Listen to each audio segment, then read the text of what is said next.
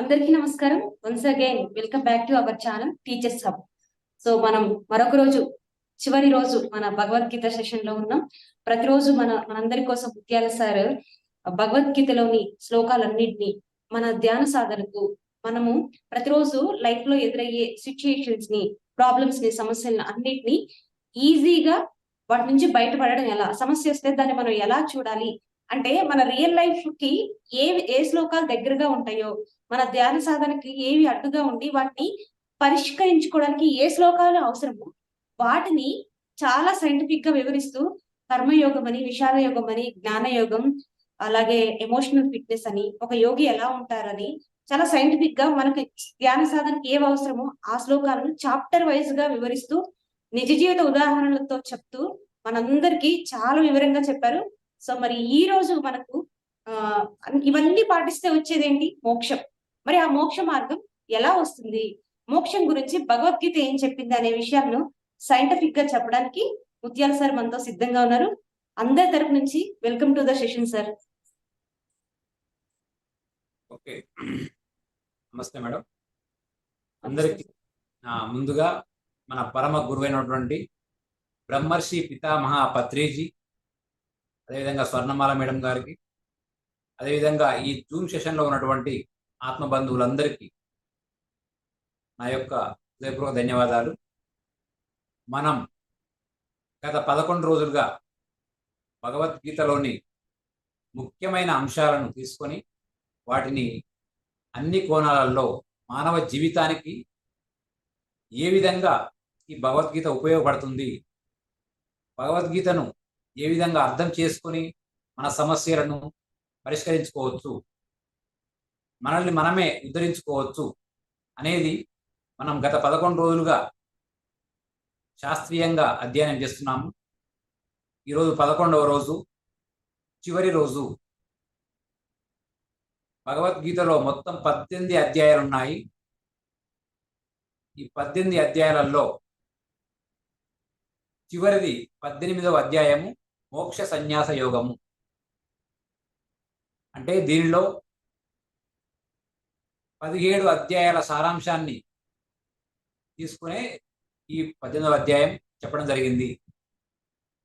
మోక్షం అంటే ఏమిటి, మోక్షాన్ని ఎలా సాధించవచ్చు, దానిలో ఉన్న అడ్డంకులు ఏమిటి, మరి ఈ మోక్షం, ఒక వ్యక్తి మోక్షం పొందినాడు, ఒక వ్యక్తి యోగీశ్వరుడు అయినాడు అనడానికి ఇలాంటి లక్షణాలు ఉండాలి, అతని యొక్క గుణాలు ఏ విధంగా ఉంటాయి, ఇలా అన్ని విషయాలు ఈ 18వ అధ్యాయంలో చాలా వివరంగా చెప్పడం జరిగింది. ముందుగా మోక్షము, ముక్తి అంటే ఏమిటో చూద్దాం. మోక్షము, ముక్తి, నిర్వాణము ఇవన్నీ అర్థం ఒకటే. స్వేచ్ఛ, ఫ్రీడమ్,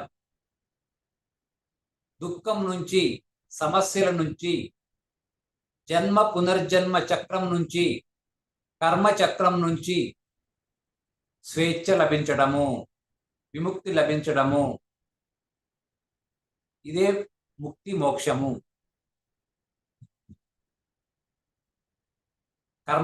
కర్మ చక్రం నుంచి, జన్మ పునర్జన్మ చక్రం నుంచి, దుఃఖం నుంచి విడుదల కావడమే, స్వేచ్ఛను పొందడమే మోక్షము, ముక్తి, నిర్వాణము. బౌద్ధ మతంలో నిర్వాణము, పరినిర్వాణము, మహాపరినిర్వాణము అని ఈ విధంగా పిలుస్తారు. దీని యొక్క ప్రధాన, ఈ ముక్తి మోక్షం యొక్క ప్రధాన లక్షణము ఆత్మశాంతము, అభయము. జీవాత్మ ఎప్పుడైతే శాంతం పొందుతుందో, అభయం, ఎలాంటి భయాలు లేకుండా ఉంటుందో దాన్ని మోక్షం అంటారు.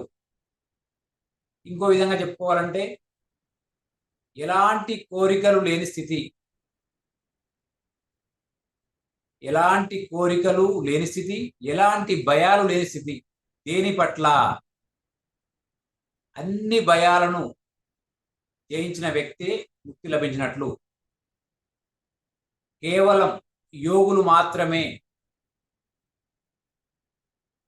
ధ్యాన సాధనలో పరాకాష్ఠలో ఉన్నటువంటి వ్యక్తులు మాత్రమే, యోగులు మాత్రమే అన్ని భయాలను జయిస్తారు. అత్యున్నతమైన మరణ భయాన్ని కూడా జయిస్తారు. దేనికి భయపడరు.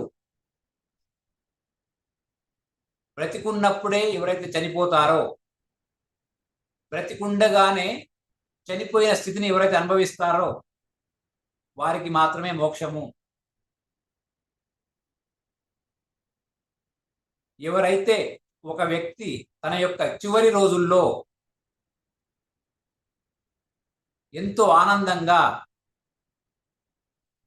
నవ్వుతూ ఆనందంతో బ్రహ్మానందంలో ఉండి ఈ శరీరాన్ని వదిలిపెడతాడో అతనికి మాత్రమే మోక్షం లభిస్తుంది.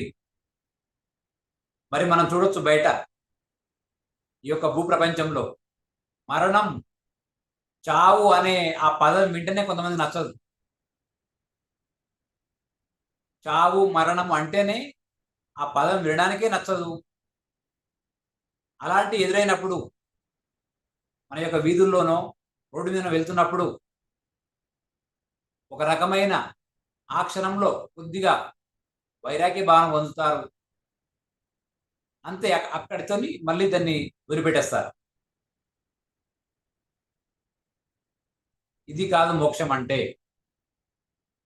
ఈ యొక్క జీవాత్మ ఈ యొక్క శరీరంలో ఉన్నప్పుడే అన్ని విషయాలను అనుభవపూర్వకంగా తెలుసుకొని చావే లేదు అని అనుభవం పొంది అన్ని ఆత్మ పాఠాలను నేర్చుకొని ఎలాంటి పాఠాలు పెండింగ్ లేకుండా ఎవరైతే ఇవన్నీ కంప్లీట్ చేస్తారో వారికి మాత్రమే మోక్షము. అందుకనే భగవద్గీతలో బహూనాం జన్మనామంతే జ్ఞానవాన్ మాం ప్రపద్యతే, బహూనాం జన్మనామంతే జ్ఞానవాన్ మాం ప్రపద్యతే, వాసుదేవ సర్వమితి సా మహాత్మా సుదుర్లభ. దీని అర్థము ఎన్నో జన్మల తర్వాత, బహూనాం జన్మనామంతే అంటే ఎన్నో జన్మల తర్వాత, జ్ఞానవాన్ మాం ప్రపద్యతే ఈ ఆత్మజ్ఞానం పొందిన వ్యక్తి, వాసుదేవ సర్వమితి ఉన్నదంతా పరమాత్మనే, ఈ ఉన్నదంతా వేరేది కాదు, ఆత్మస్వరూపమే, ఆ దేవుడే అని తెలుసుకుంటాడు అని చెప్తున్నాడు. ఎన్నో జన్మల తర్వాత. అందుకనే మనము శాస్త్రీయంగా అధ్యయనం చేసినప్పటికీ బాలాత్మ స్థితిలో 100 జన్మలు, యవ్వనాత్మ స్థితిలో ఒక 100 జన్మలు, ప్రౌఢాత్మ స్థితిలో ఒక 100 జన్మలు, వృద్ధాత్మ స్థాయిలో ఒక 100 జన్మలు, ఇలా సగటున ఒక జీవాత్మ 600 నుంచి 700 జన్మలు తీసుకుంటుంది. జన్మకు జన్మకు మధ్య ఎంత ఎంత గ్యాప్, ఎన్ని సంవత్సరాలు, ఎన్ని రోజులు, ఎన్ని నెలలు గ్యాప్ ఉంటుంది అనేది వాళ్ళ యొక్క కోరిక తీవ్రతను బట్టి, కోరికల స్థాయిని బట్టి ఉంటుంది.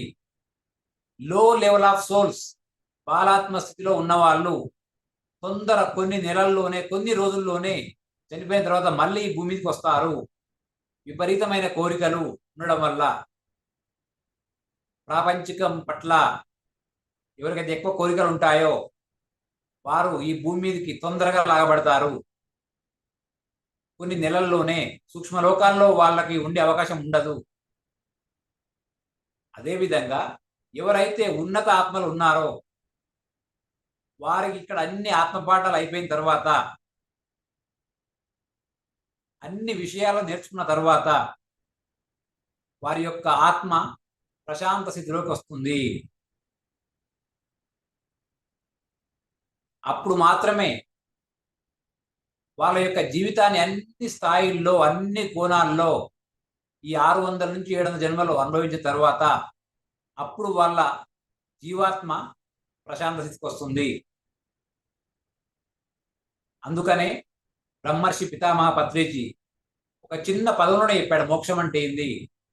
ఆత్మలోని శాంతము, ఆత్మలోని అభయము, దాని పేరే మోక్షం అన్నాడు. ఒకటే వాడిలో ఆత్మలోని శాంతము, ఆత్మలోని అభయము, దాని పేరే మోక్షము అన్నాడు. మరి ఎప్పుడు శాంతము, ఎప్పుడు ఇది వస్తుంది అంటే అన్ని పాఠాలు నేర్చుకోవాలి.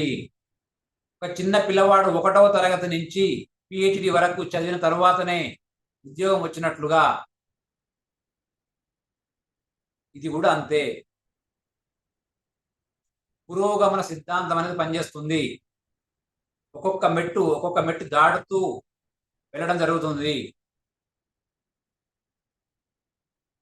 దీన్ని స్పీడప్ చేసుకోవచ్చా? ఖచ్చితంగా చేసుకోవచ్చు. మనం ఒక క్లాస్లో చెప్పుకున్నాము, మిలారేపా అనే యోగీశ్వరుడు 100 జన్మల పాపాన్ని ఒక్క జన్మలలోనే పోగొట్టుకోవడం జరిగింది. దీనికి ఏం కావాలి? శ్రద్ధావాన్ లభతే జ్ఞానం, శ్రద్ధావాన్ లభతే జ్ఞానం తత్పరః సంయతేంద్రియః జ్ఞానం లబ్ధ్వా పరాం శాంతి అచిరేనాది గచ్చతి. శ్రద్ధ ఉంటేనే ఇది సాధ్యము. ఈ ప్రపంచంలో ఏది సాధించాలన్నా అన్ని సాధ్యమే, అసాధ్యం అనేది లేదు.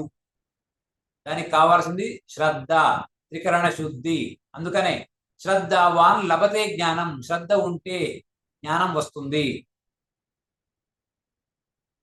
జ్ఞానం లబ్ధ్వా పరాం శాంతి అచిరేనాది గచ్చతి అంటున్నాడు. ఎప్పుడైతే ఈ ఆత్మజ్ఞానం బ్రహ్మజ్ఞానం లభిస్తుందో వెంటనే పరమశాంతి లభిస్తుంది అని చెప్తున్నాడు శ్లోకంలో.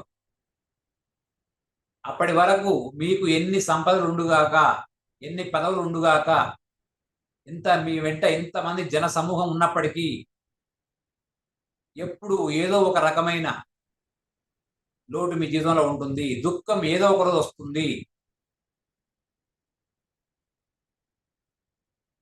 అందుకనే ఎప్పుడైతే ఒక వ్యక్తి ఈ శరీరంలో ఉండగానే ఆత్మజ్ఞానము బ్రహ్మజ్ఞానం పొందినప్పుడు అతనికి పరమశాంతి లభిస్తుంది అని చెప్తున్నాడు. ఎక్కడైతే శాంతి పరమశాంతి అని వస్తుందో అది అన్ని అనుభవాలు పొందిన తర్వాత ఈ బ్రహ్మజ్ఞానాన్ని పొందినప్పుడు మాత్రమే అనుభవపూర్వకంగా వారికి మాత్రమే మోక్షం అనేది లభిస్తుంది అని దీని యొక్క ఇన్నర్ మీనింగ్. అందుకనే ఇంకో శ్లోకం చెప్పారు, జ్ఞానాగ్ని సర్వకర్మాని.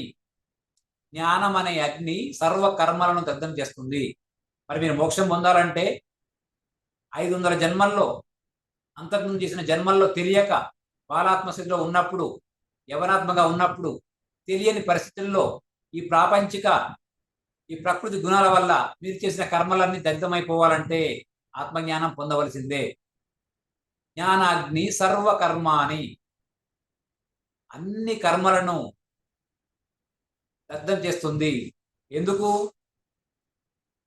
నేను ఈ శరీరమే కాదు, నేను ఎప్పటికీ శాశ్వతంగా ఉండే ఆత్మస్వరూపాన్ని అని తెలుసుకోవడం వల్ల, ఆ యొక్క స్థితిని అనుభవించడం వల్ల. అందుకనే మీరు ఎన్ని పుస్తకాలు చదివినప్పటికీ పుస్తక జ్ఞానం అనేది అనుభవ జ్ఞానానికి దారి చూపుతుంది అంతే. అందుకే సాధన చేయవలసిందే. ఎవరైతే సాధన చేస్తారో, ధ్యాన సాధన చేస్తారో, ఎంత సాధన చేస్తే అంత తొందరగా మీరు ఆత్మజ్ఞాని బ్రహ్మజ్ఞాని ఈ జన్మలో కాగలుగుతారు. ఎప్పుడైతే మీ మనస్సుని మీరు అర్థం చేసుకుంటారో, మీ మనస్సు మీ నియంత్రణలోకి వస్తుందో అప్పుడు మాత్రమే మీ యొక్క చర్యల్లో, మీ యొక్క ఆలోచనల్లో, మీ యొక్క మాటల్లో మార్పు వస్తుంది. ఎవ్వరు మిమ్మల్ని ఉద్ధరించలేరు. ఉద్ధరేది ఆత్మానాత్మానం అన్నారు. ఎవరిని వారే ఉద్ధరించుకోవాలి. అప్పో దీపోభవ అన్నారు. కేవలం దారి చూపే వాళ్ళు మాత్రమే ఆ దారిలో నడవాల్సింది మీరే.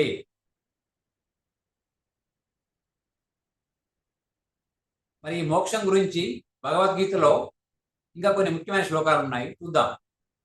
సర్వధర్మాన్ పరిత్యజ మామేకం శరణం వ్రజ అహం త్వా సర్వ పాపేభ్యో మోక్షయిష్యామి మా శుచ. సర్వధర్మాన్, అన్ని ధర్మాలను, పరిత్యజ విడిచిపెట్టండి. సర్వధర్మాన్ పరిత్యజ మామేకం శరణం వ్రజ. అన్ని ధర్మాలను కొద్ది కాలం పాటు విడిచిపెట్టి మీ ఆత్మతో ఏకత్వం పొందండి. మధ్య మార్గం గురించి చెప్తున్నాడు. మీరు అన్ని పనులు చేస్తూనే కొంతకాలము ప్రతిరోజు కొంత సమయము అన్ని పనులను విడిచిపెట్టి 1 గంట సేపు 2 గంటలు మీ ఆత్మతో మమేకం కండి. మరి అట్లయితే ఏమొస్తుంది? అహం త్వా సర్వ పాపేభ్యో మోక్షయిష్యామి మా శుచ. అలా సాధన చేయగా చేయగా మీకు ఆత్మజ్ఞానం లభించి అన్ని పాపాలు, మీ యొక్క అన్ని సమస్యలను నేను తీరుస్తాను. ఇక్కడ నేను తీరుస్తాను అంటున్నా అంటే శ్రీకృష్ణుడు చేసిన అర్థం కాదు. నేను అంటే ఎవరైతే ఆ పరమాత్మ తత్వం ఉందో, ఈ విశ్వం మొత్తం వ్యాపించి ఉన్న ఆత్మతత్వము, అది నేను అన్నప్పుడల్లా శ్రీకృష్ణుడు అని అనుకోవద్దు. శ్రీకృష్ణుడు ఉన్న ఏ స్థాయిలో ఉన్నాడో అలాంటి స్థాయి మీరు పొందుతారు. అహం త్వా సర్వ పాపేభ్యో మోక్షయిష్యామి మా శుచ. అన్ని పాపాల నుండి మీరు రక్షించబడతారు. ఎందుకు? మీరు ప్రతిరోజు ఆ సాధన చేయడం వల్ల ఆ జ్ఞానం అంతా మీరు పొందుతారు. అహం బ్రహ్మాస్మి అన్న విషయం తెలుసుకుంటారు. ఇది దీని అర్థం. ఇంకా ఇంకొక శ్లోకం ఉంది. యత్ర యోగీశ్వర కృష్ణో యత్ర పార్థో ధనుర్ధర తత్ర శ్రీర్ విజయో పుత్తిర్ధ్రువ నీతిర్మతర్మమ. యత్ర యోగీశ్వర కృష్ణో యత్ర పార్థో ధనుర్ధర తత్ర శ్రీర్ విజయో పూతిర్ధ్రువ నీతిర్మతిర్మమ. గొప్ప శ్లోకము ఇది. భగవద్గీతలో చివరి శ్లోకం ఇది. 18వ అధ్యాయంలో చివరి శ్లోకం.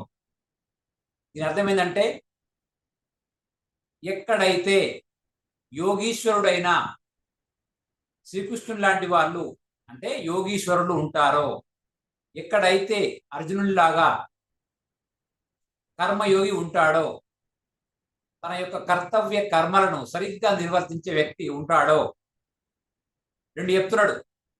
ఒక పక్కన యోగీశ్వరుడై ఉండాలి, ఇంకో పక్కన కర్తవ్య కర్మలను సరిగ్గా నిర్వర్తించే వాడై ఉండాలి. ఈ రెండు ఉన్నప్పుడు మాత్రమే మీ జీవితంలోకి విజయము, ఐశ్వర్యము, శాంతి ఇవన్నీ లభిస్తాయి అని చెప్తున్నాడు. రెండు ఉండాలి.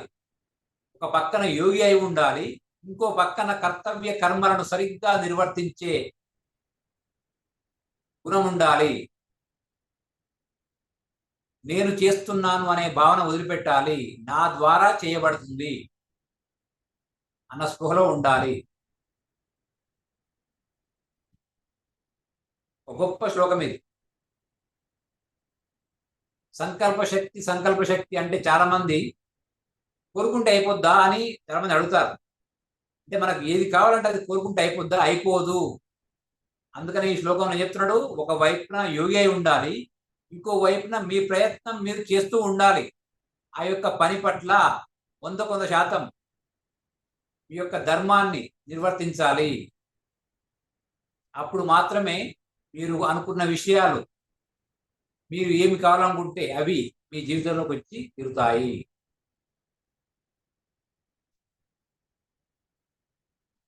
దీనినే సంకల్ప శక్తి అంటారు. ఇది అందరికీ సాధ్యమే. మరి సాధ్యం కావాలంటే అందరికీ ఒక పక్కన యోగీశ్వరులాగా ఉండాలి, మనసును ఎప్పుడంటే అప్పుడు శూన్యం చేసే శక్తి మీకు ఉండాలి. ఎంతసేపు ఎంత టైం శూన్యంగా ఉండాలంటే అంత అంత టైం శూన్యంగా ఉండాలి. మీ యొక్క ఆలోచనలు, మాటలు, మీ యొక్క భావాలు, ఊహలు ఒకే లక్ష్యం దిశగా కొంతకాలం పాటు మళ్లించే స్థిరత్వం మీ యొక్క మనసుకు ఉండాలి. మీ యొక్క కర్తవ్య కర్మలను త్రికరణ శుద్ధిగా నిర్వర్తించే స్థిరత్వం మీకు ఉండాలి. ఇవన్నీ ఉన్నప్పుడు మీరు కోరుకున్నవన్నీ మీ జీవితంలోకి అప్రయత్నంగా వచ్చి పడతాయి. దీనిపైన ఎంతో రీసెర్చ్ చేసి ఆ ఫలితాలను అనుభవించి ఈరోజు మీ ముందు ఉన్నాను. ఈ వీడియో చివరిలో నా యొక్క స్వ అనుభవాలు మీకు షేర్ చేస్తాను. ఈరోజు ఇది మోక్షం గురించి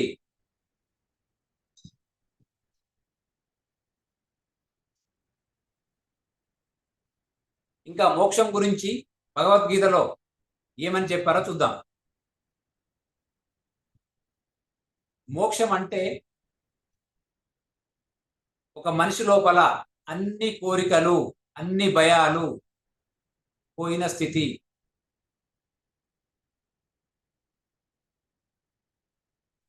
జగత్ మిథ్య, బ్రహ్మ సత్యము అని తెలుసుకున్న స్థితి. బ్రహ్మ సత్యము, జగత్ మిథ్య. ఎలా అవుతుంది ఇది? మన కంటికి కనబడుతుంది జగత్తు. కంటికి కనబడుతున్న జగత్తును మిథ్య అని ఎలా అంటున్నారు అన్న క్వశ్చన్ రావచ్చు. అయితే ఈ యొక్క జగత్ అనేది, ఈ యొక్క ప్రపంచం అనేది ఎప్పుడు మారుతూ ఉంటుంది. చిన్నప్పుడు ఉన్న మీ విలేజ్, చిన్నప్పుడు ఉన్న మీ పాఠశాల ఇప్పుడు ఏ విధంగా ఉంది? ఇలా అన్ని విషయాల్లో మార్పు చెందుతూనే ఉంటుంది. ఇప్పుడు ఉన్నది తర్వాత ఉండదు. ఇప్పుడు మీరు వాడుతున్న సెల్ ఫోన్ 20 years బ్యాక్ ఉన్నదా? 50 years బ్యాక్ ఉందా? లేదు. మరి ఇప్పుడు ఉంది. ఒకప్పుడు ఉండి మరొకప్పుడు లేనిది మాయా. ఎప్పుడు ఉండేది సత్యము. అందుకనే ఆది శంకరాచార్యులు అద్వైత సిద్ధాంతంలో బ్రహ్మ సత్యము, జగత్ మిథ్య అని చెప్పడం జరిగింది. ఆ యొక్క బ్రహ్మ పదార్థం అనేది శాశ్వతమైనది, ఆత్మ శాశ్వతమైనది. గతంలో ఉంది, వర్తమానంలో ఉంది, భవిష్యత్తులో ఉంటుంది, ఎప్పటికీ మారదు. అంతటా విస్తరించి ఉంది, అన్ని జీవుల లోపల బయట. ఏ జీవిని చంపే హక్కు ఎవరికి లేదు. మనిషి ఏ విధంగా జీవించే హక్కు కలిగి ఉన్నాడో అన్ని జీవరాశులు, అన్ని జంతువులు అదే హక్కును కలిగి ఉన్నాయి. ఎవరైతే కర్మ సిద్ధాంతాన్ని అర్థం చేసుకొని ఈ ఆత్మ జ్ఞానం పొంది, బ్రహ్మ జ్ఞానం పొంది వారి కర్మలను మొత్తం శూన్యం చేసుకుంటారో వారికి మాత్రమే మోక్షం లభిస్తుంది.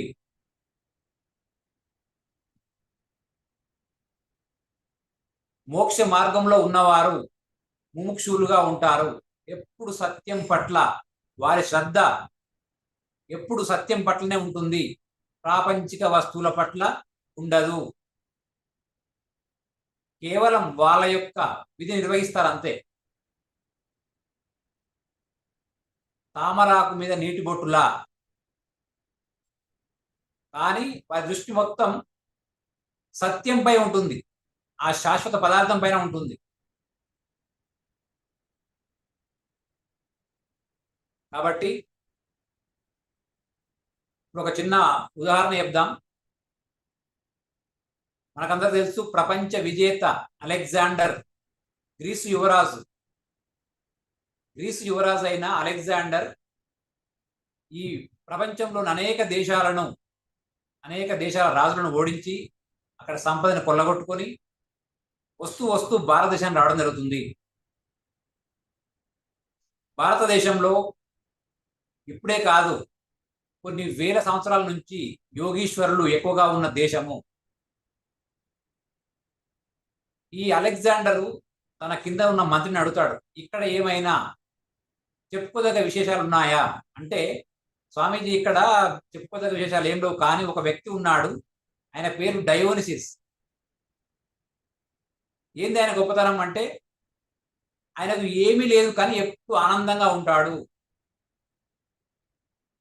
ఓకే, వారిని తీసుకొని రండి అంటాడు అలెగ్జాండర్. స్వామీజీ ఆయన రాడు, మనం వెళ్తే ఆయన ఎవరికి భయపడాడు, అతను రాడు, మనమే ఆయన దగ్గరికి పోవాలి. ఓకే అలాగా అయితే ఓకే వెళ్దాం పదా అని అక్కడికి వెళ్తారు. అలెగ్జాండర్ ఆయన మంత్రి సైన్యం అంతా వెళ్తారు అక్కడ. అక్కడ చూస్తే డయోనిసిస్ ఒక పెద్ద యోగీశ్వరుడు ఒక చెట్టు కింద కూర్చుంటాడు. ఒక 2 కుక్కలు ఉంటాయి. కేవలం ఆ పలహారం, ఆ చెట్ల మీద ఉన్న పండ్లు తినుకుంటూ ఆ ప్రకృతిని గమనిస్తూ బ్రహ్మానంద స్థితిలో ఉంటాడు. అతని ముఖంలో ఒక తేజస్సు ఉంటుంది. అలెగ్జాండర్ వెళ్ళి, ఆ స్వామీజీ ఏంటి నువ్వు ఎప్పుడు ఆనందంగా ఉంటావట కదా, నీ ఆనందానికి కారణం ఏంటి అని అడిగినప్పుడు అతను చెప్తాడు, అడుగుతాడు అలెగ్జాండర్ని, నువ్వు దేనికోసం ఈ రాజ్యాలను మొత్తం కొల్లగొడుతున్నావు అన్నప్పుడు, నేను ఈ రాజ్యాలను ఓడించి వారి యొక్క సంపదలను కొల్లగొట్టి తిరిగి నా రాజ్యానికి వెళ్ళి, గ్రీస్ రాజ్యానికి వెళ్ళి నేను ఆనందంగా నా జీవితాన్ని గడుపుతాను అంటాడు. అప్పుడు డయోజనిస్ ఏమంటాడంటే, మీరు రాజ్యాలు కొల్లగొట్టి ధనాన్ని సంపాదించి ఆ తర్వాత ఆనందం పొందుతారు కదా, ఆ ఆనందాన్ని నేను ఇప్పుడే పొందుతున్నాను, ఈ క్షణంలోనే పొందుతున్నాను. ఆ ప్రకృతిని చూసి, ఆ చెట్లను చూసి, ఆ యొక్క నదిని చూసి, 2 కుక్కలను చూసి, నాకు 3 పూటల పలహారాలు ఇస్తున్న ఆ చెట్లను చూసి ఎప్పుడు నేను బ్రహ్మానందంలో ఉంటున్నాను, నా ఆనందానికి కారణం ఇవే అని చెప్తూ, అలెగ్జాండర్ యొక్క ఆరా చూసి, నువ్వు ఇవన్నీ దేనికోసమైతే ఇన్ని రాజ్యాలను ఓడించి సంపద కొల్లగొట్టి ఈ ధనరాశం తీసుకెళ్తున్నావు కదా, నువ్వు మీ రాజ్యానికి వెళ్ళలోపే మార్గ మధ్యమంలోనే నువ్వు చనిపోతావు అని జోసిన్ చెప్తాడు డయోజనిస్. ఎందుకంటే యోగులకు అవతల వ్యక్తి ఆరా చూసి వాళ్ళకి ఎన్ని జబ్బులు ఉన్నాయి, వాళ్ళ ఆయుష్ ఎంత ఉంది, వాళ్ళు ఏ స్థితిలో ఉన్నారు అన్ని తెలిసిపోతాయి. వాళ్ళ ఎదుటి వ్యక్తి ఆలోచనలు సైతం చదివేసే శక్తి యోగులకు ఉంటుంది. కానీ అలెగ్జాండర్ ఆ విషయాన్ని పట్టించుకోడు, వీడు ఒక పిచ్చోడు, వీడు ఏదో చెప్తున్నాడు అని అక్కడ వెళ్ళిపోతున్నాడు. ఆ తర్వాత ఒక 15 రోజుల తర్వాత అలెగ్జాండర్కి ఒక విచిత్రమైన జబ్బు రావడం జరుగుతుంది. ఆ జబ్బు పడ్డప్పుడు అతనికి ఈ యొక్క యోగీశ్వరుడు గుర్తుకొచ్చి అవసాన దశలో ఇక రేపు చనిపోతాడు అన్న సందర్భంలో ఒక శవపేటికను ఏర్పాటు చేయమంటాడు అలెగ్జాండర్. ఆ శవపేటికలో అతని 2 చేతులు ఇలా ఆకాశం వైపు ఆ శవపేటిక బయటికి ఉండేటట్లు ఆ విధంగా ఏర్పాటు చేయమంటాడు. దాని మీద శవపేటిక మీద రాపిస్తాడు. ఇన్ని రాజ్యాలను కొల్లగొట్టిన అలెగ్జాండర్ ఒట్టి చేతులతోనే ఈ భూమిపై నుంచి వెళ్ళిపోతున్నాడు. ఇక్కడ చూడండి, అలెగ్జాండర్ తన చివరి దశలో ఆ ఒక్క 1 వీక్ 10 days లోనే ఎంతో జ్ఞానాన్ని సంపాదించాడు. కేవలం ఆ యోగీశ్వరుని మాటల వల్ల ఆయనకు అర్థమైంది, ఆ యోగీశ్వరుడికి ఏమి లేకున్నా ఆనందం బ్రహ్మానందంలో ఉన్నాడు. మరి ఇన్ని సంపదలు కొల్లగొట్టాను, ఇంత ఏదో చేద్దామని నా పరిస్థితి ఈ విధంగా ఉంది, నా వెంట ఏమీ రావట్లేదు. తన యొక్క చివరి దశలో ఆ విధంగా జ్ఞానం పొందుతాడు డయోజనిస్. ఇది నిజంగా జరిగిన కథ. అందువలన ముక్తి మోక్షము అనేది సజ్జన సాంగత్యం వల్ల ప్రధానమైన ముఖ్యమైనది. మన చుట్టూ ఉన్న వాళ్ళు ఏ విధంగా ఉంటారో మనము ఆ విధంగా తయారవుతాము. అందువలన మన చుట్టూ ఉన్న వ్యక్తులు ఎలాంటి వారు మనము అర్థం చేసుకోవాలి. సజ్జన సాంగత్యము శ్రీ జగతి సజ్జన సంగతి రేఖ భవతి భవార్ణవ తరుణే నౌక. ఆదిశంకరాచార్యుడు చెప్పాడు. ఈ ముల్లోకాలలో సజ్జన సాంగత్యమే ఈ యొక్క బంధాల నుంచి నిన్ను బయటపడేస్తుంది, వేరే మార్గం లేదంటున్నాడు. సత్యం చెప్పే వాళ్ళు ఎప్పుడూ ఉన్నారు, నేర్చుకునే వాళ్ళు రెడీగా ఉన్నప్పుడు. మీరు రెడీ అయినప్పుడు గురువు ఏదో విధంగా మీకు కనెక్ట్ కావడం జరుగుతుంది. ఆ యూనివర్స్ మెకానిజం ఆ విధంగా ఉంది. అందువలన ఈ జన్మలోనే మోక్షము ముక్తి సాధించాలంటే సజ్జన సాంగత్యానికి పెద్ద పీట వేయాలి. సజ్జన సాంగత్యం అంటే ఇంకేదో కాదు, ఆధ్యాత్మిక మార్గంలో ఉన్న వారితో మాట్లాడడము, వారి యొక్క మాటలు వినడము. వినాలి, గంటలు గంటలు గంటలు వినాలి.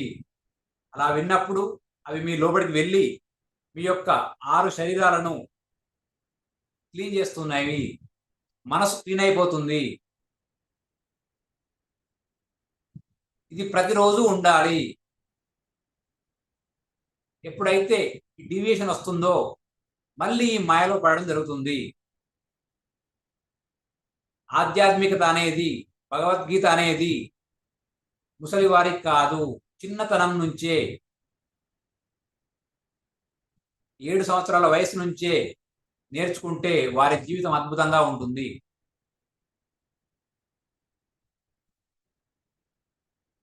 చూసాం ఇంతకుముందు పద్యంలోనే. ఒక పక్క యోగీశ్వరుడుగా ఉండాలి, ఇంకో పక్క మంచి కర్మిష్టిగా ఉండాలి, మంచి కర్మలు చేస్తూ ఉండాలి. అప్పుడు మాత్రమే మీ జీవితంలో అన్నీ ఉంటాయి. ఆరోగ్యము, సంపదలు, ఆనందము అన్నీ వస్తాయి. ఈ ఆధ్యాత్మిక విద్య అనేది 1తో సమానము. ప్రాపంచిక విద్యలన్నీ 0తో సమానము. మీరు ఒక డాక్టర్ కావచ్చు, ఇంజనీర్ కావచ్చు, ఒక లాయర్ కావచ్చు, ఒక టీచర్ కావచ్చు, ఒక పెద్ద రాజకీయవేత్త కావచ్చు. ఈ యొక్క ప్రాపంచిక విద్యలన్నీ 0లు.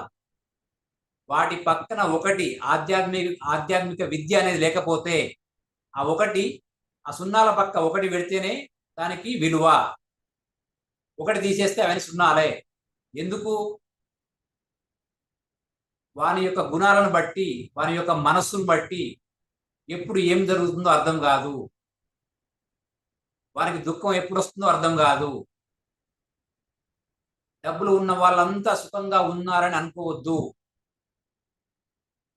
కేవలం ఒక ఫ్యాక్టర్ మాత్రమే.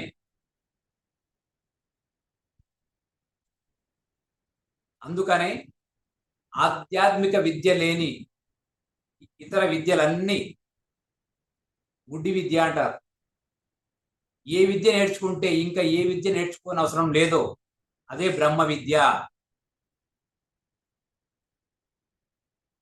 వేమన మన తెలుగు వ్యక్తి, గొప్ప యోగీశ్వరుడు, ఆధ్యాత్మిక శాస్త్రాన్ని అవసరం పట్టినవాడు. మనసులోని ముక్తి మరి యొక్క చోటను వెతుకబోవాడు వెర్రివాడు. గొర్రె చెంక పెట్టి గొల్ల వెతకు రీతి విశ్వదాభిరామ వినుర వేమ అన్నాడు. మనసులోని ముక్తి మరి యొక్క చోటను, ముక్తి ఎక్కడుంది? మనసులోనే ఉంది. ముక్తి మోక్షం బయట లేదు. మళ్ళీ చెప్తున్నాను, మీరు ఎన్ని తీర్థయాత్రలు తిరిగినా, కాశీకి వెళ్ళినా, మీరు ఎక్కడన్నా ప్రపంచంలో వెళ్ళండి, ఎక్కడికి వెళ్ళినా ముక్తి మోక్షం లభించదు. అది మీ లోపలే ఉంది. మనసులోని ముక్తి మరి యొక్క చోట వెతకబోవాడు వెర్రివాడు. తనలో సర్వం ఉండగా తన లోపల వెదుకలేక తన వెదికెడి ఈ తనువుల మోసడి ఎద్దుల మనముల దెల్పంగ వశమే మహిళ వేమ అన్నాడు. తనలో సర్వం ఉండగా, మొత్తం మీ లోపలే ఉంది, బయట లేదు.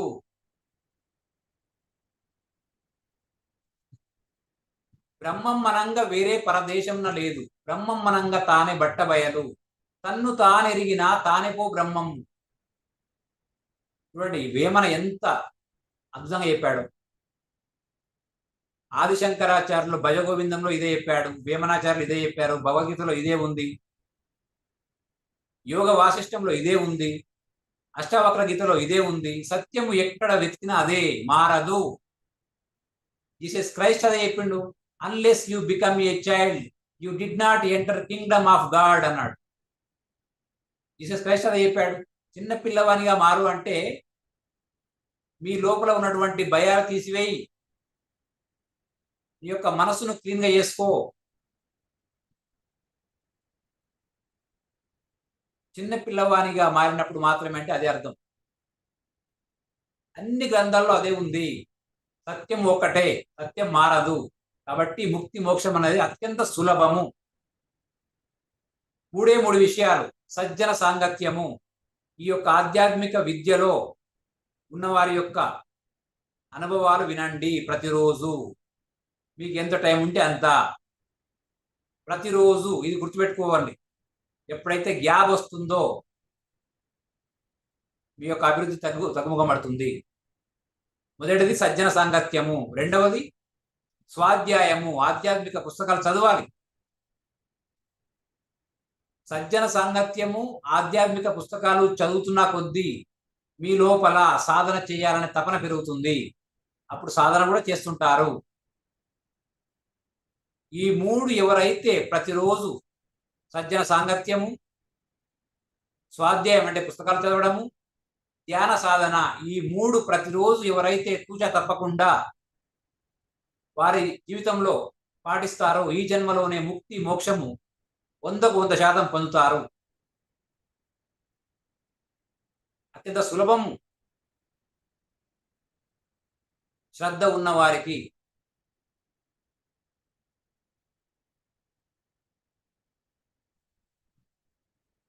ఇంత టైం ఉందా ఇంకా? ఓకే అన్న.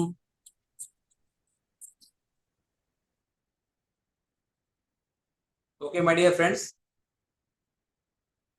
ఒకసారి టైం చెప్పాం, ఎంత అయింది? 9:38 అయింది sir time. 8:38. Okay, 9:38. 8:38. 9:38. Okay, 9:38. Okay okay my dear friends, నా యొక్క సంకల్ప శక్తి మీద, ఇంట్యూషన్ మీద ఒకటి రెండు నా యొక్క స్వానుభవానికి మించిన జ్ఞానం మీకు ఉండదు.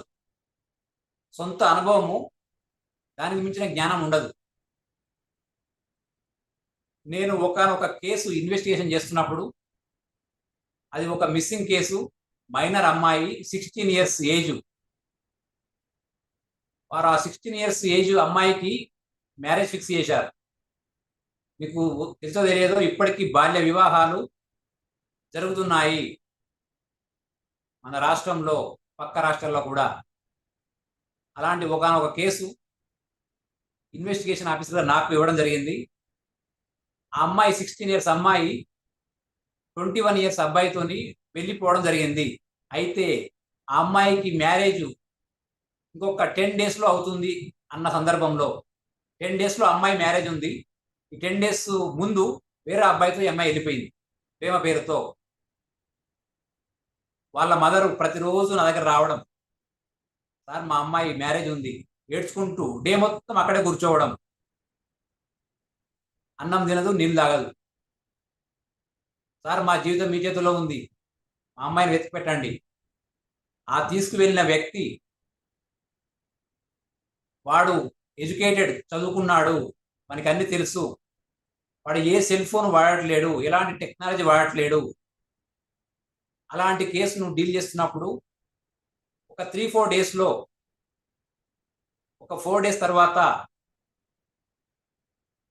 ఒక చిన్న క్లూతో, అక్కడ ఎలాంటి టెక్నికల్ ఎవిడెన్స్ లేదు, అంటే సెల్ ఫోన్ వాడడం కానీ, వారి మిత్రుల దగ్గర కానీ అవన్నీ లేవు. అతని యొక్క చిన్ననాటి మిత్రుడు ఒకరి ఇంట్లో ఉండడం జరుగుతుంది, వాడు అమ్మాయిని తీసుకొని. ఒక చిన్న క్లూ వల్ల ఆ విషయం నాకు తెలిసింది. సాయంత్రం 6 గంటల నుంచి ఆపరేషన్ స్టార్ట్ చేయడం జరిగింది. నా యొక్క టీంతో నాతో పాటు ఇంకిద్దరు కానిస్టేబుల్స్ మేము అతనికి ఒక 5 కిలోమీటర్స్ దూరంలో ఉన్నప్పుడు ఆ విషయం అతనికి తెలిసి అతను అక్కడి నుంచి మళ్ళీ వెళ్ళిపోవడం జరుగుతుంది. ఒక 5 కిలోమీటర్స్ డిస్టెన్స్ తోని కేవలం నా యొక్క ఇంట్యూషన్ ద్వారా అతను అప్పటి వరకు ఉన్న పాయింట్ రీచ్ అయినప్పుడు అతను పట్టుకొని ఎక్కడ వెళ్ళిండు ఇదని అడిగితే, సార్ ఇప్పుడే ఒక 20 మినిట్స్ ముందే ఈ రూట్లో వెళ్ళాడు, సికింద్రాబాద్ రూట్లో. రైట్, ఓకే, సికింద్రాబాద్ రూట్లో వెళ్ళాడు అని చెప్పడం జరిగింది. అంతే, మేము ఆ రూట్లో వెళ్తున్నాం. అలా వెళ్తూ వెళ్తూ నైట్ 11 o'clock ఇంకో పాయింట్కి వెళ్ళాము. నైట్లో ట్రాఫిక్ తక్కువ ఉంటుంది కాబట్టి ఒక అమ్మాయి అబ్బాయి ఇక్కడ వచ్చారని అడిగితే ఒక పాయింట్లో వన్ ఆఫ్ ద ఏరియాలో ఈ రూట్లో వెళ్ళారు సార్ అని చెప్పారు. ఈ రూట్లోనే టువర్డ్స్ బేగంపేట్ పంజాగుట్ట రూట్లో ఎంతసేపు అయింది? ఒక 15 మినిట్స్ ముందే సార్. రైట్, ఆ రూట్లో వెళ్తున్నా. ఆ టైంలో కేవలం నా యొక్క ఇంట్యూషన్ ద్వారానే, ఆ ఇంట్యూషన్ లోపల నాకు చెప్తుంది ఈ రూట్లో వెళ్ళు, ఈ రూట్లో వెళ్ళు. మాన్యువల్ గానే ఎలాంటి టెక్నికల్ లేదు, ఏమీ లేదు. అలా వెళ్ళి ఎర్లీ మార్నింగ్ 4 o'clock ఎక్కడైతే అతను ఉన్నాడో అతని యొక్క బంధువుల ఇంటి దగ్గర నాకున్న చిన్న క్లూ ఏంటంటే వాళ్ళ బంధువుల లిస్ట్ కలెక్ట్ చేశాను అంతకుముందే. దీనికి ఎక్కడెక్కడ బంధువులు ఉన్నారు, ఆ ఏరియాలో 4 బంధువులు ఉన్నారు అతనికి. అతను ఏ ఇంట్లో అయితే ఉన్నాడో కరెక్ట్ అదే ఇంట్లో ఎర్లీ మార్నింగ్ 4 o'clock డోర్ కొట్టి ఓపెన్ చేసి వాడిని మా కస్టడీలో తీసుకున్నాం. కేవలం నా ఇంట్యూషన్ వల్లనే. నా పైన ఉన్న ఆఫీసర్లు కూడా గెస్ చేయలేదు, దీంట్లో ఏమీ ఎవిడెన్స్ లేదు, వాళ్ళు నాకు ఎలాంటి గైడెన్స్ ఇవ్వలేదు. కానీ మార్నింగ్ ఫోన్ చేశారు, ఈ కేసులో అమ్మాయి ట్రేస్ అయింది. ఆ తర్వాత ఆ అమ్మాయి మ్యారేజ్ ఎవరితోనైతే ఫిక్స్ చేశారో అతనికే ఇచ్చేయడం జరిగింది. ఇక్కడ అమ్మాయి ప్రేమ పేరుతో అమ్మాయికి ఏజ్ 16 years, అన్మెచ్యూర్డ్ మైండ్. ఆ విధంగా ఇలా చాలా కేసులు, ఎలాంటి క్లూ లేని కేసులు కేవలం నా యొక్క ఇంట్యూషన్ ద్వారానే సాల్వ్ చేయడం జరిగింది. ఇలా సంకల్ప శక్తి మీద ఎన్నో ప్రయోగాలు చేశాను నేను. కొన్ని కొన్ని కొన్ని నిమిషాల్లోనే జరిగినాయి. ఎంత ఆశ్చర్యం అంటే అరే ఇంత ఇంత ప్రాక్టికల్ అయ్యేదని కొన్ని నిమిషాల్లోనే. ఇంకొక చిన్న ఎగ్జాంపుల్, వెహికల్ చెకింగ్ చేస్తున్నాం. కొంతమంది నెంబర్ ప్లేట్ ట్యాంపరింగ్ చేసి, ఫర్ ఎగ్జాంపుల్ 11000 అని ఉంటే ఆ 3 జీరో తీసేసి కేవలం 1 అని పెడతారు. 001 ఇట్లా ట్యాంపరింగ్ చేసి, ఎందుకంటే స్పీడ్ ఓవర్ స్పీడ్ కానీ ఏదైనా యాక్సిడెంట్ అయితే దొరకకుండా ఉండడానికి ఎన్నో క్రిమినల్స్ మెంటాలిటీతోని నెంబర్ ప్లేట్ ట్యాంపరింగ్ చేస్తారు. నా పక్కన కానిస్టేబుల్కు అందరికి పిలిచి ఈరోజు మనం ఒక స్పెషల్ డ్రైవ్ చేస్తున్నాము. దీని ఉద్దేశం ఏంటంటే నెంబర్ ప్లేట్ ట్యాంపరింగ్ చేస్తారు. అక్కడ అందరు అక్కడే ఉన్నారు. నేను చెప్తాను, ఫర్ ఎగ్జాంపుల్ ట్యాంపరింగ్ అంటే 1000 అని ఉంటే వాడు 000 తీసేసి కేవలం 1 అని పెడతాడు అని వాళ్ళకి చెప్పి, ఇటు చెప్పి అటువైపు చూస్తున్నా. ఇటు చెప్పిన తర్వాత కేవలం 2-3 సెకండ్లోనే అదే వెహికల్ 1 నెంబర్ ఉన్న వెహికల్, ఫార్చునర్ వెహికల్ సరిగ్గా నాకు ఎదురుగా వస్తున్నది. ఒక 100 మీటర్ దూరం నుంచే ఆ వచ్చే వెహికల్ చూసిన కూడా నేనే చూశాను, వాళ్ళెవరు చూడలేదు. ఆపండి నేను చెప్పాను. ఆ వెహికల్ 1 అది చెప్తున్నానో ఒక 3-4 సెకండ్స్లోనే. ఇలా చెప్పుకుంటూ పోతే ఎన్నో ఉన్నవి. కేసులే కాదు, ఇలాంటి కేసులే కాదు, నా మిత్రుని కూడా సలహాలు ఇవ్వడం జరిగింది. సమస్యలు ఉన్నప్పుడు ఈ విధంగా ఒక పద్ధతి ఉంది, ఎన్నో దాని మీద పుస్తకాలు ఉన్నాయి, రీసెర్చ్ ఉంది. ఆ మెథడ్ ఉపయోగించి అతను కూడా ప్రయోగం చేసి సక్సెస్ పొంది ధ్యాని అయినాడు. అందుకనే ఈ సంకల్ప శాస్త్రం అనేది, ధ్యాన శాస్త్రం అనేది, యోగ శాస్త్రం అనేది అందరికీ సమానంగా పనిచేస్తుంది. దాని యొక్క సూత్రాలను మీరు సరిగ్గా ఫాలో అయినప్పుడు ఇలా ఎలాంటి నమ్మకాలు అపనమ్మకాలు లేవు. నా మాటలు నమ్మాల్సిన అవసరమే లేదు. మీరు రంగంలోకి దిగి సాధన చేసి ఎవరికి వాళ్ళే చెక్ చేసుకోవచ్చు. మరి సాధన అనేది సరిగ్గా ఉండాలి. అలా ఉన్నప్పుడు మాత్రమే సాధ్యము. సీక్రెట్ బుక్ చదివిన వాళ్ళంతా రోండా బర్న్ రాసిన సీక్రెట్ బుక్ అనే బుక్ సంకల్ప శక్తి గురించే. మీకు కావాల్సినవన్నీ మీ జీవితంలోకి తెప్పించుకునే శక్తి మీ లోపలే ఉంది అని దాని సారాంశం, బుక్ సారాంశం. ఎలా అనేది దానికి ఫార్ములాస్ ఉంటాయి.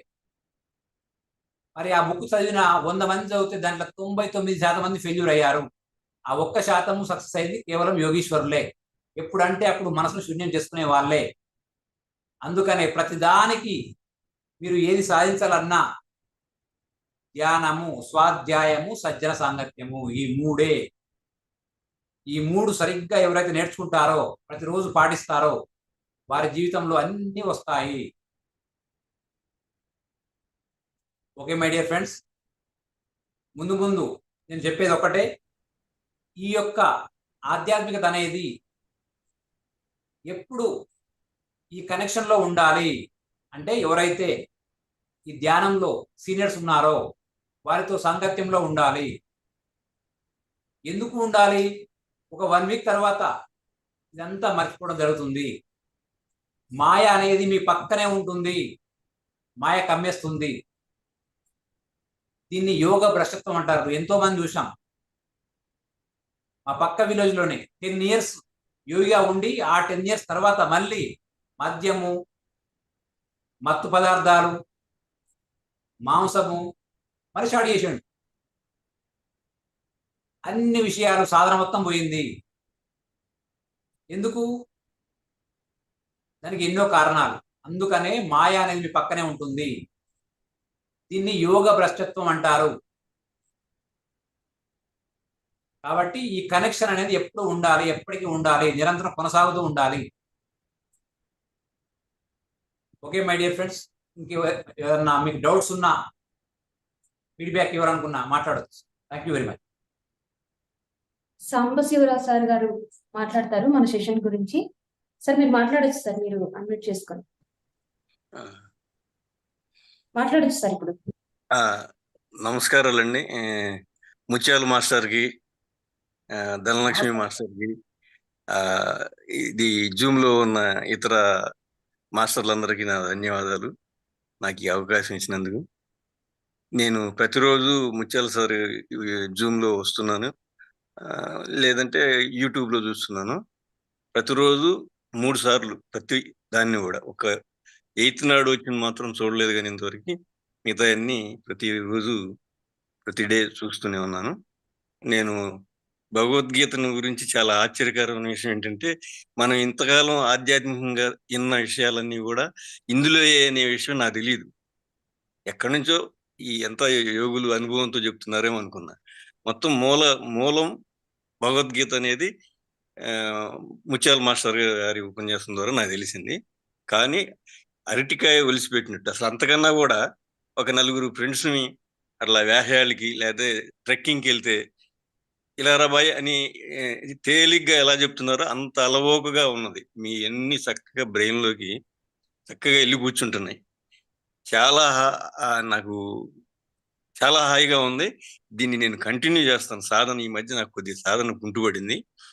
నేను మార్చి 5వ తారీఖు ఈ సంవత్సరం 2024 మార్చి 5వ తారీఖు సూక్ష్మ ప్రయాణం జరిగిందండి నాకు. ఆ తర్వాత మళ్ళీ ఆ ఎక్స్పీరియన్స్ రాలేదు నాకు.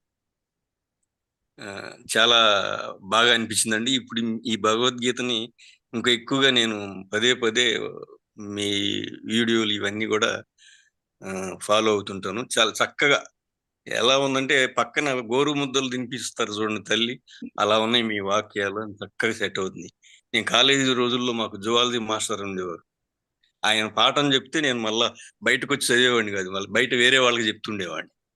అంత తేలిగ్గా సులభంగా ఉన్నది. ఫ్రెండ్స్ సరదాగా అలా నడుచుకుంటూ వెళ్తూ మాట్లాడుకున్నట్టుగా గొప్ప శాస్త్రాన్ని మాకు అందించారు మీరు. Thank you sir. Dhanalakshmi madam కూడా ఈ యూట్యూబ్ టీచర్స్ హబ్ అని పెట్టి చాలా ఫాస్ట్గా ముందుకెళ్తున్నారు. విషెస్ ఇంకా ముందుకెళ్ళాలి.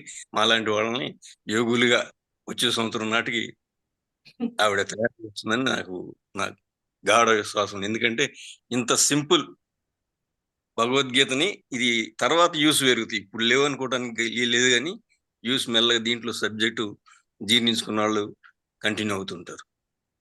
చాలా బాగుందండి. Thank you thank sir. You thank you so much sir for your wonderful feedback. So ఇప్పుడు కిరణ్ కుమారి మేడం నిజామాబాద్ నుంచి మన కోసం మాట్లాడడానికి సిద్ధంగా ఉన్నారు. మేడం మీరు అన్మ్యూట్ చేసుకొని మాట్లాడొచ్చు. హలో సార్ వాళ్ళ మేడమే కిరణ్ కుమారి అంటే. వినిపిస్తుందా ధనలక్ష్మి? వినిపిస్తుంది, ఓకే. మాట్లాడండి. ముందుగా బ్రహ్మర్షి పితామహ పత్రిజీ గారికి, ముత్యాల సార్కి, తర్వాత ధనలక్ష్మి మేడంకి, ఈ జూమ్ లో ఉన్న అందరికీ కూడా నా హృదయపూర్వక ధన్యవాదాలండి. సార్ చెప్పిన అన్ని రోజులు అసలు చాలా చాలా బాగున్నాయండి. ఫస్ట్ డేలో గీతలో 2వ అధ్యాయం పైన సాంఖ్యయోగం గురించి చెప్తూ దాంట్లో ఆత్మతత్వం గురించి కూడా చాలా వివరంగా చెప్పారు.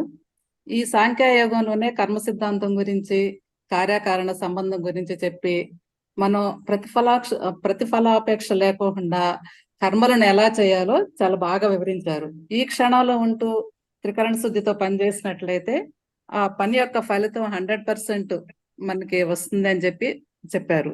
అట్లాగే జన్మ పునర్జన్మల గురించి చెప్తూ పూర్ణాత్మ నుండి వెలువడిన ఒక అంశ ఈ భూమి మీద జన్మలు తీసుకుని అనుభవాల ద్వారా జ్ఞానం పొంది తిరిగి ఎలా పూర్ణాత్మగా మారుతుందో చాలా బాగా వివరించారు. దాంట్లోనే కుటుంబ ధర్మం గురించి, సంఘ ధర్మం గురించి, ఆత్మధర్మం గురించి పాటించాలని కూడా చెప్పారు. తర్వాత పతంజలి అష్టాంగ యోగం గురించి చెప్తూ మనం సమాధి స్థితిని పొందాలంటే ఏవి ఎలా పాటించాలి అనేది చాలా ఖచ్చితంగా చెప్పారు. దీంట్లో ఇది మనం పాటించే విధానంలో బ్రహ్మ ముహూర్తంలో లేవటం, తర్వాత ధ్యానం, ప్రతిరోజు క్రమం తప్పకుండా ధ్యానం చేయటం, అట్లాగే స్పిరిచువల్ బుక్స్ చదవటం, సజ్జన సాంగత్యం, మౌనంగా ఉంటూ అవసరమైన మాత్రమే మాట్లాడమని, తర్వాత ఈ క్షణంలో ఉండటం, సరి అయిన ఆలోచనలు చేయటం గురించి, వీటి గురించి చాలా వివరంగా చెప్పారు.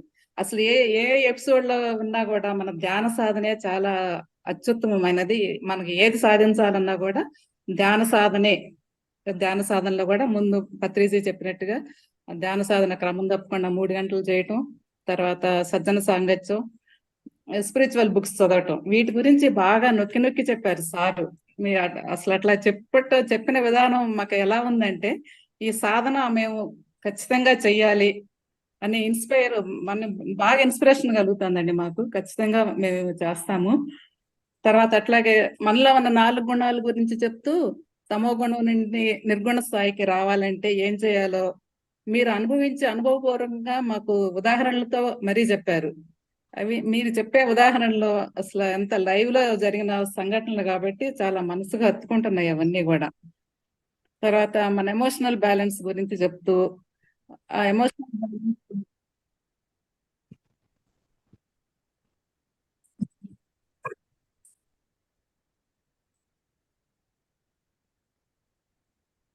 మేడం వినిపించట్లేదు.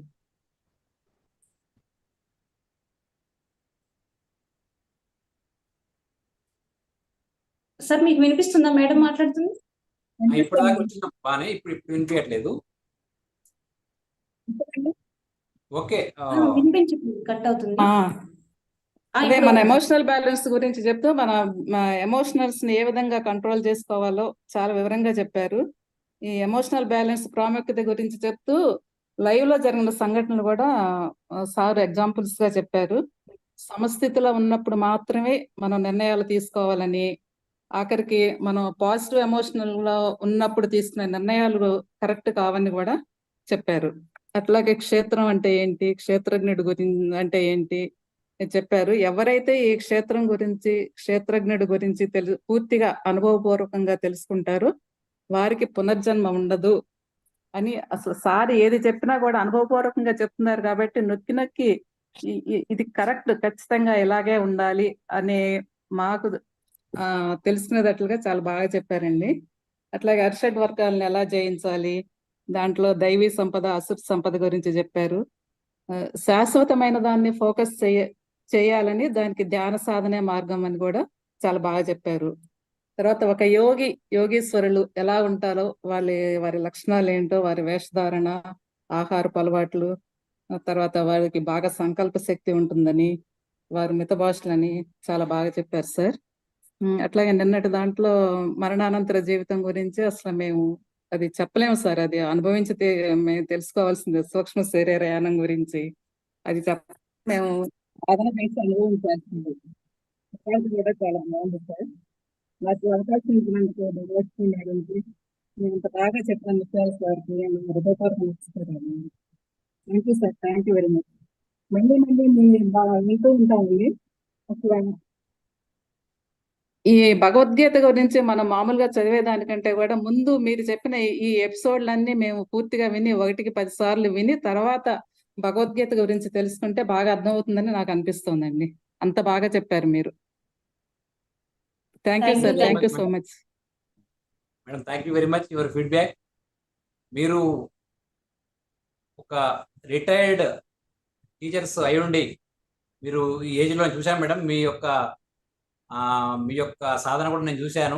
హిమాలయ పర్యటనలో కానీ కడతాల్లో కానీ సాంబశివరావు సారు మీరు ఎంతో మీ యొక్క ఆ వయసులో రిటైర్డ్ అయిన తర్వాత కూడా ఎంతో మంది ఆ ఇంటి దగ్గర ఎక్కడో ఉండి సమయం వృధా చేస్తుంటారు. కానీ మీరు ఆధ్యాత్మిక జీవితంలో ధ్యాన ధర్మ ఆశ్రమంలో కానీ కడతాల్లో కానీ ఎంతో సాధనతో మీ యొక్క పెన్షన్లో సగం ఈ ఆశ్రమాలకు ఇచ్చుకుంటూ ఎంతో సేవ చేస్తున్నారు madam. Thank you very much your feedback. Thank you sir. Thank you very much madam. మొత్తం సెషన్లు మొత్తం ఈ ఒక్క ఎపిసోడ్ లో చిన్న ఫీడ్బ్యాక్ ఇచ్చేసారు మీరు. మొత్తం సెషన్లు ఏమేం చెప్పారబ్బా అని డౌట్ ఉన్న వాళ్ళకి ఈ 5 నిమిషాలు మీరు చూసేస్తే సరిపోద్ది అనమాట. అంత బాగా చెప్పారు. Thank you so much. చూసారు కదా అసలు ఇంతగా వీడియోలు చూస్తున్నారనడానికి ఇది ఒక ఎగ్జాంపుల్ అనమాట. ఎంత బాగా అర్థమవుతుంది అనేది.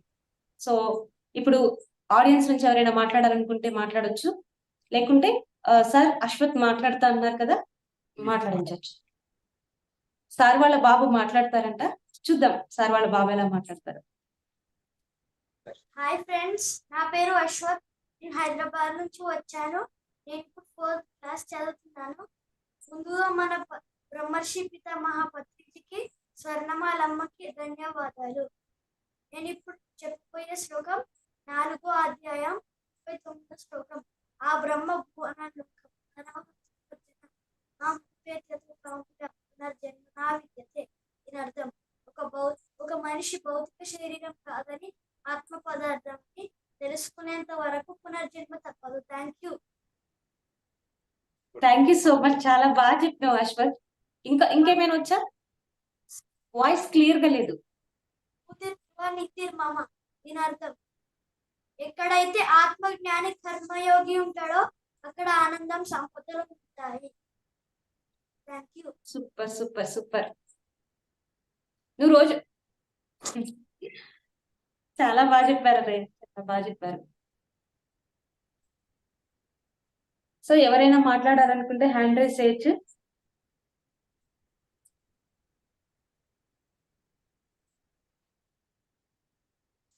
అశ్వత్ ఇంకొంచెం ఏదైనా మాట్లాడితే బాగుండు అనిపించింది సార్.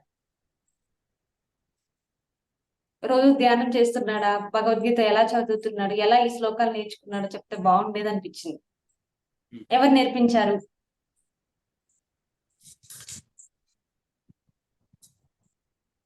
ఓకే అమ్మా, క్లోజ్ చేసేయమ్మా. ఓకే సార్, తప్పకుండా. సో ఫ్రెండ్స్ చూసారు కదా, ఇది మన మొత్తం భగవద్గీత 11 days సెషన్. మీ అందరికి బాగా నచ్చిందని అనుకుంటున్నాను. సార్ నుంచి భగవద్గీతే కాదు, ఇంకా మన స్పిరిచువల్ సైన్స్ కి సంబంధించి ఇంకా సెషన్స్ కూడా మనం ప్లాన్ చేద్దాం. సార్ కి టైం ఉన్నప్పుడు ఖచ్చితంగా మన కోసం డ్యూటీ టైం అయిపోయిన తర్వాత ఉన్న కొంచెం టైం ని 9 to 9:30 అని దానికి 10కి ఎక్స్టెండ్ చేసాం మనం. సో ఇలాంటి సెషన్లు సార్ మనకి చాలా ఇవ్వాలని కోరుకుంటూ, మీ అందరి సపోర్ట్ తో ఈ 11 days సక్సెస్ఫుల్ గా భగవద్గీత సెషన్ నడిచింది. సో సపోర్ట్ చేసిన అందరికి, ముఖ్యంగా ముత్యాల సార్కి హృదయపూర్వకంగా కృతజ్ఞతలు. అసలు ఎన్ని చెప్పినా తక్కువే. అందరికీ కూడా ఏదో చెప్పాం కాకుండా భగవద్గీతని చాలా డైలీ లైఫ్ లో ఎలా ఇంప్లిమెంట్ చేయాలి అనే విషయాలను, మన సాధనకు అవసరమైన శ్లోకాలను ఆడియన్స్ కి అర్థమయ్యే భాషలో. భగవద్గీత శ్లోకాలు అంటే సంస్కృత భాషలో ఉంది, ఎవరైనా ఆ పదాలను విడగొట్టి చెప్పగలరు, కానీ అది కాదు కదా. వాటి యొక్క వివరణ, ధ్యాన వివరణ, డైలీ లైఫ్ ఇంప్లిమెంట్, ఇవన్నీ కూడా ఇంత బాగా చెప్పారని నేనేం చెప్పట్లా, చూసారు కదా ఇప్పుడు ఆడియన్స్ ఎలా చెప్పారో. ఇంత బాగా చెప్పినందుకు, ఇంత టైం ఇచ్చినందుకు థ్యాంక్ యూ సో మచ్. అలాగే ఆడియన్స్ కూడా thank you so much. Feedback ఇచ్చిన ప్రతి ఒక్కరికి, సపోర్ట్ చేసిన ప్రతి ఒక్కరికి thank you so much. Thank you అన్నయ్య. సో ఓకే, థ్యాంక్ యూ అందరికీ. Good night. Thank you